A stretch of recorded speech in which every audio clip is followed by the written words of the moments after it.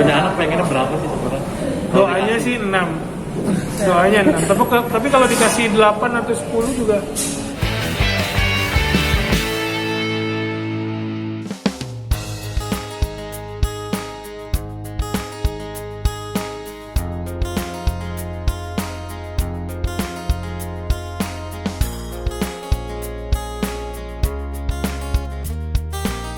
Kedua nih di Ya. tahun ini seperti apa bang? Kapan lahirannya kemarin? Udah berapa bulan, Bang? Lahirannya 8 Januari 2021. Sekarang udah 9 bulan, mau masuk 10 bulan. Alhamdulillah juga kemarin baru khitan, baru sunat. Seru. Pengen punya anak lagi. Pengen punya anak lagi. Ya, sedikit banyak, belum banyak.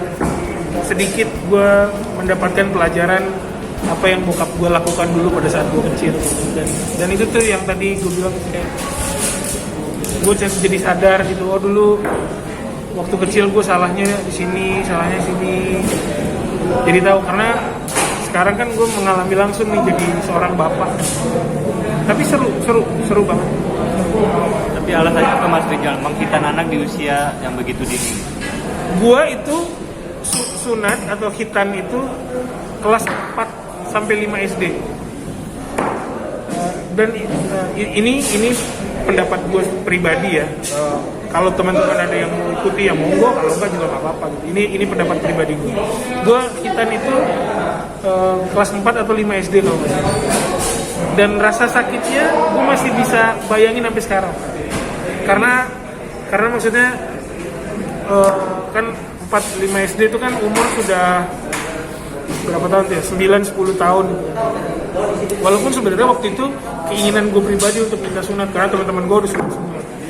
Tapi rasa sakitnya tuh gue masih tahu gitu, masih kebayang sakitnya. Nah, kenapa gue memilih anak gue di usia dini sunatnya? Biar nanti dalam tanda kutip dia nggak mengalami apa yang gue rasain gitu. Dan kalau gue tanya sama dokter kemarin yang sunatin anak gue, dua-duanya yang sunatin anak gue, umur terbaik tuh memang waktu masih kecil untuk sunat. Karena recovery-nya pasti lebih cepat daripada anak-anak yang umur 9-10 tahun atau orang dewasa yang 20-30 tahun gitu. Recovery-nya lebih cepat gitu. Mas, tumbuh kembang anak-anak sendiri seperti apa sekarang? Alhamdulillah gue dikasih anak yang dikasih sama Allah anak yang luar biasa aktif. Terus kalau melihat dari sekitaran yang punya anak dengan umuran yang sama, itu gue bersyukur banget anak gue tidak yang apa namanya, misalnya aja kayak ada kalanya umur yang anak-anak susah makan gitu, yang nggak mau makan sama sekali. Alhamdulillah anak gue tidak mengalami itu, walaupun ada fasenya dia yang nggak mau makan gitu, tapi ngemilnya masih jalan gitu. Jadi syukur alhamdulillah. Tadi kan dikatakan katanya pengen nambah anak lagi nih, Mas. Ya. Emang nggak terlalu cepet nih? Apa nggak takut kerepotan gitu nanti istri? Kalau bisa cepet kenapa harus lama? Tapi pengennya punya Walaupun berapa yang anak? lama tuh enak mungkin. Punya anak pengennya berapa sih sebenarnya? Doanya sih 6. Doanya 6. Tapi kalau dikasih 8 atau 10 juga diterima kan? Tapi istri oke-oke aja. Istri alhamdulillah oke. Makin serasi nih Mas sama istri. Alhamdulillah, mohon doanya semuanya. Mas Rizal, rasanya sekarang jadi seorang ayah dengan 2 orang anak tuh rasanya seperti apa? Wah, rasanya pinggang lumayan ya. Karena anak pertama gue tuh itu tadi aktif banget gitu. Dia larinya kenceng banget. Di antara anak-anak komplek di rumah tuh lari yang paling kenceng anak gue. Jadi memang butuh tenaga yang ekstra buat ngimbangin dia gitu. Tapi seru.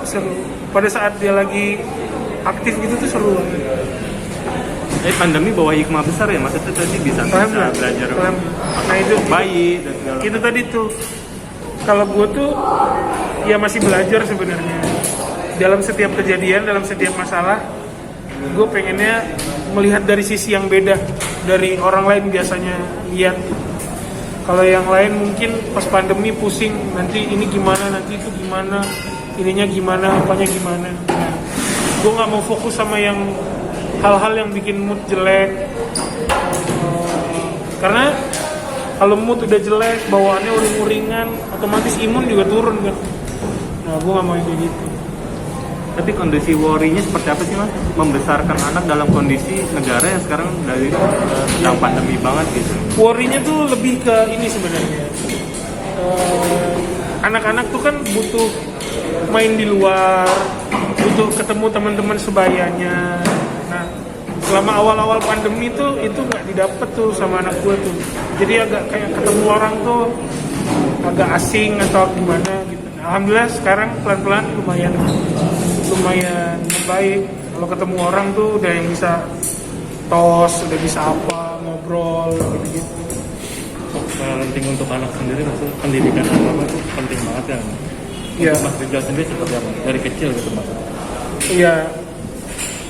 Gue percaya banget bahwa anak kecil itu sama kayak kertas kosong. Tergantung orang tuanya mau nulis apa di kertas itu. Jadi kanvas kosong, yang ngelukis itu adalah orang tuanya, orang-orang di sekitarnya, orang-orang yang membantu tumbuh kembang anaknya. Dia mau gambar apa? Mau gambar pemandangan kah? Mau gambar apakah gitu di situ misalnya? Ya itu nanti yang akan terbentuk. Jadi memang, dan gue percaya itu. Jadi memang polanya mungkin yang bisa gue share adalah di rumah itu Gani sama Gazi itu tidak boleh pegang handphone dan nggak boleh nonton dari handphone. Kalau dia mau nonton itu dari TV, nonton dari TV, dan itu pun tayangannya gue sama istri yang pilih, nggak boleh dia yang pilih. Dan itu pun hanya cuman berapa menit doang, setengah jam gitu bisa. Nah itu salah satu faktor. Karena gue lihat kalau anak-anak sudah terlalu banyak pegang handphone, nanti sosialisasinya agak kurang baik kayaknya. Jadi memang gue biasakan anak gue untuk aktif di luar. Dia mau lari, dia mau jatuh gitu, dia jatuh disuruh bangun sendiri gitu. Mas kan anak-anak dari public figure gitu kan, banyak pada punya akun media sosial. Kalau anak dari Mas Rizal sendiri pengen ya seperti itu? Belum kepikiran untuk bikinin dia akun sosial media. Oke sip. Gini.